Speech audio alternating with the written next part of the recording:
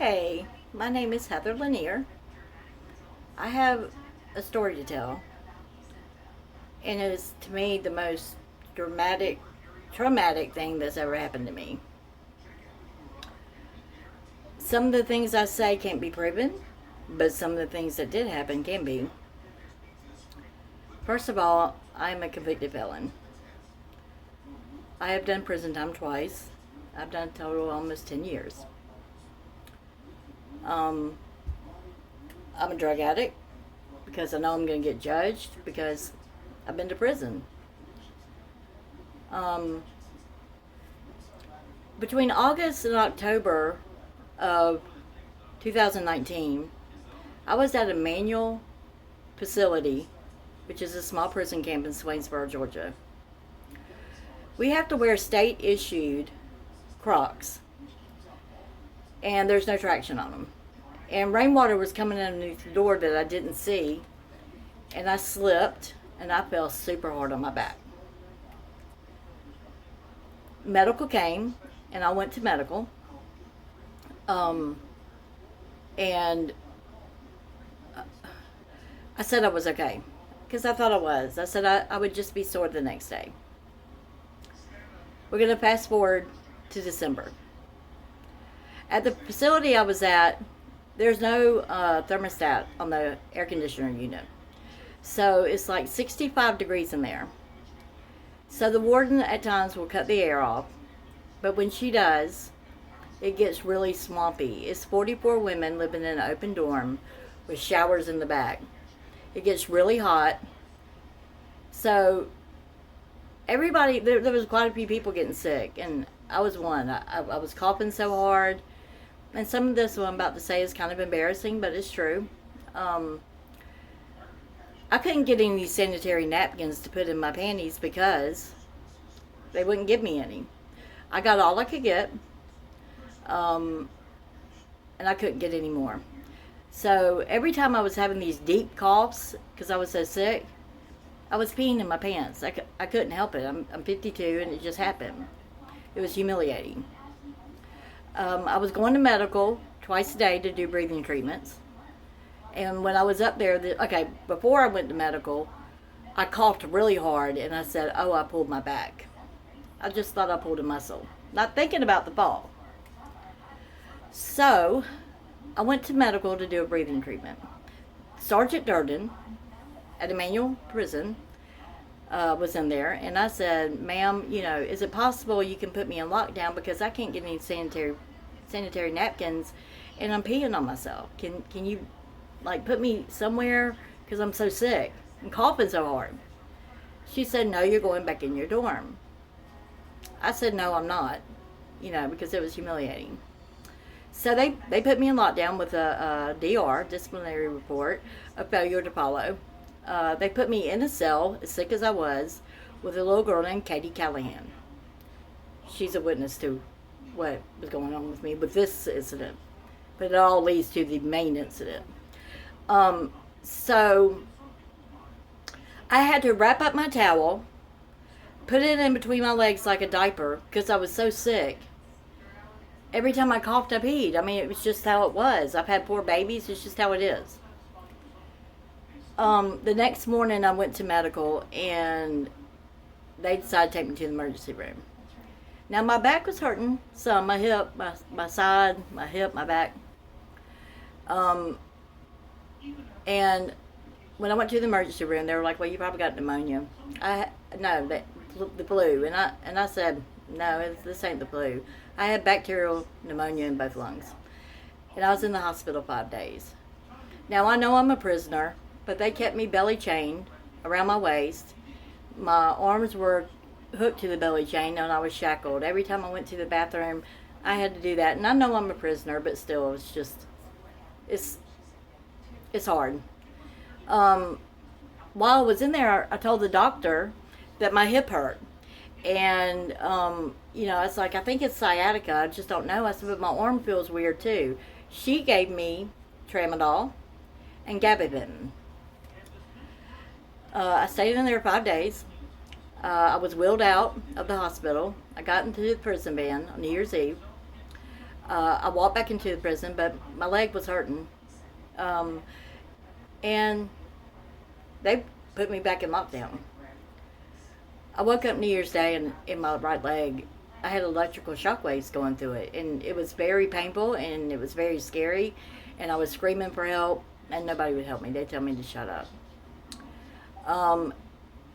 And I just kept, screaming. My teacher, Miss Tennyson, from cosmetology, she had to walk away from my window because I was begging her to help me. It's pretty emotional for me. They scheduled a x-ray. I crawled all the way up there. They wouldn't give me a wheelchair. I couldn't walk. And I took an x-ray. And I crawled back and I was crying my eyes out and they were kind of making fun of me. And these are things I can't prove, but these are things that happened to me that emotionally messed me up. So, they put me back in lockdown and I laid there so still and I had a Christmas package with like cereal and cheese and stuff like that. I wouldn't get up to get my tray. I would just eat dry cereal and every time I would go to the bathroom, which I didn't want to move to get up because it hurt so bad. I didn't know what was wrong with me. A sergeant, I can't remember her name, and another officer, they came in and helped me get up. And they were like, girl, it ain't that bad. It was that bad, okay? And I didn't know what was wrong. And I was scared. So on, it was January 7th, 2020. They came into my lockdown cell and told me to pack my stuff. I was being shipped. When they do that, you don't know where you're being shipped to. I'm thinking maybe I'm being shipped for a medical reason, because this is a small camp I was at. So, I told the lieutenant that I really couldn't pack my stuff. And I had to, and I cried through the whole thing. When we were leaving to go, I was put in a wheelchair. Everybody goes to the shakedown room, and it's a good little walk to the vans to leave. And everybody that's being transferred goes to the shakedown room, but I didn't because they knew I was hurting really bad. And I left. I was pushed out in a wheelchair. I got put on a van. And we go on our way. We go to a prison called Helms where all the female prisons meet up and everybody gets in the vans where they're supposed to go. They put me in another wheelchair. Officer Mack, who was my detail officer, she's a Christian, and I'm pretty 100% sure that she can testify that I couldn't walk. So I leave Helms in a wheelchair in a medical van, locked wheelchair in the van. And I get to Lee Arundel State Prison in a wheelchair, saying that. So I get out of the wheelchair and people help me down these stairs into intake. They're really not going through our stuff, and I can't remember the officer's name in there. She was kind of rough. She said, pick up all your stuff, all your garbage, which is our belongings, which I had a lot, and take it to G2. G2, from the place I was at, is a half a mile away. This is a really big penitentiary. And I said to this officer, I said, well, I can't walk. I said, I'm crying, and I'm like, I can't walk. She calls medical down there. She tells me she's going to throw all away my stuff. This is stuff I can't prove, but this is how it happened. And my prison picture when I got there, because they do that, take a picture when you get there, they're holding me up, and it's the horriblest picture I've ever seen. So medical comes, and she doesn't help me walk. I'm bent over. I can't stand up straight at all. And we go into medical, and she was talking to me like a puppy, I felt. Come on, it's just a little bit further. I'm crawling, I mean, I'm in pain. And I don't know what's wrong. Just understand that. So I get in there, and my blood pressure's high, my pulse is high, I'm dehydrated, I'm sweating, and another nurse came in, and his name was Guy. That was what they called him. He said, well, I'm going to call Emmanuel and see what's going on with you. And I said, please call Emmanuel. They know. And he comes back, and the unit manager's in there, and he said that Emmanuel said there was nothing wrong with me. The unit manager said this, verbatim: get your fucking ass off that goddamn table. There ain't a goddamn thing wrong with you. Screaming at me. I'm crying. I'm scared. This is a big prison. It's a rough prison. It's dangerous. So I crawl down the hallway and I'm crying and I'm dragging my bag with me. Captain Lowe came up beside me and he said, you got to keep up with me. And I'm scared and I'm trying and I'm bent over with my hands on my knees trying to walk. And I said, sir, I can't do it. He said, well, you're going to lockdown. This man pulls me up straight, which I couldn't stand up straight, handcuffs me behind my back, and throws me in a wheelchair. Then he takes me in lockdown. Then him and another male officer, with my hands behind my back, pull me up straight and drug me up 3 flights of stairs. And I'm screaming all the way because it was hurting so bad. I was put in a cell, and that's where I stayed. They called medical for me several times. They never came. I couldn't move. I didn't change my underwear for 20 days. I didn't bathe for 21 days because I couldn't get to the shower. I couldn't take a shower, and they just walked by me like I was nothing. The warden would walk by me every day. It took 10 days for me to go see the prison doctor, who's there every day, and I had to crawl all the way out. I had to crawl down those 3 flights of stairs, and I got in a wheelchair, and I screamed all the way into medical. It hurt to sit on my tail. I get in there, and that unit manager again is telling me there ain't a fucking thing wrong with me. The doctor supposedly ordered ibuprofen, was making an appointment for a CAT scan or MRI, and I begged her to put me in the infirmary. I said I haven't bathed in 21 days. I can't reach my food tray because my arm doesn't work right. It was a nerve thing. I had to get somebody to give the tray to the girl beside me, and she put food in my bowl and slid it back to me. I laid on a mat with nothing. It's like POW stuff to me. I mean, it was very traumatic. I couldn't move. I cried 24/7, but I'm going to tell you this. I don't write, I don't document, but my God told me to document every day and what happened, and that's what I did. So, okay, I had to go to medical again, and I had to crawl and do all that shit again, and then,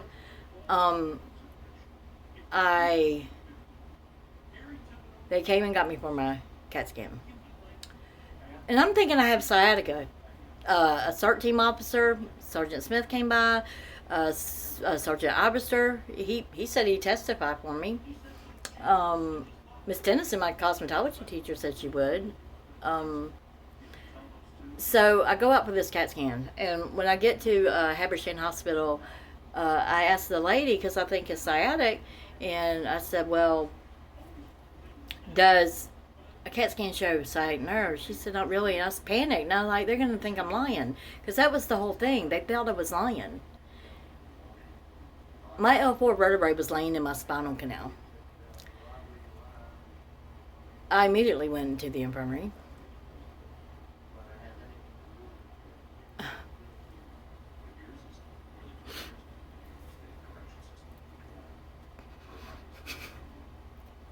Okay, sorry.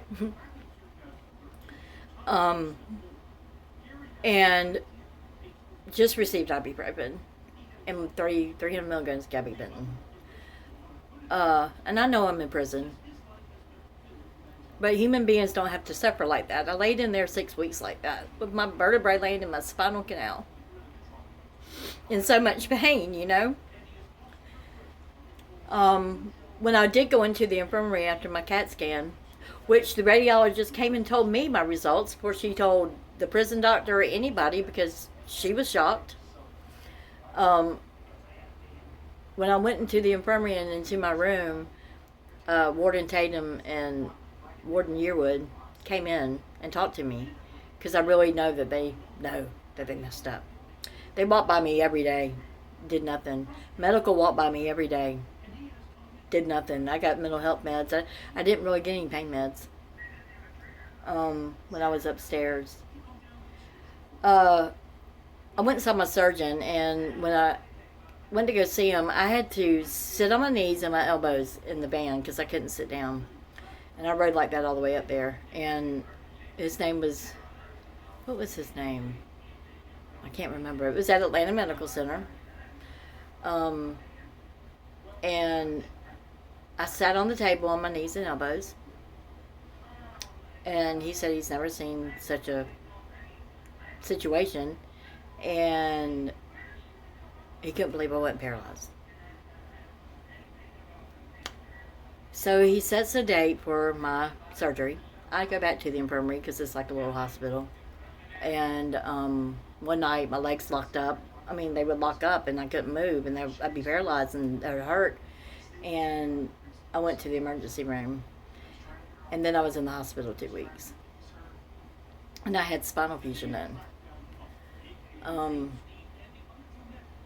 Which, that spinal fusion, I just had another one done at University Hospital in Augusta. And now I got rods all the way up my back. That spinal fusion I had at Atlanta Medical Center, the screw was laying beside my spine. It ate its way through. I had a bone infection. I was in the hospital 2 months. My point is this. I know where I was at. Think of your child laying up there with a broken spine in half, shattered, laying in your spinal canal, and you can't move and you're in so much pain. I want people to hear this story because they need to know what happens behind those walls.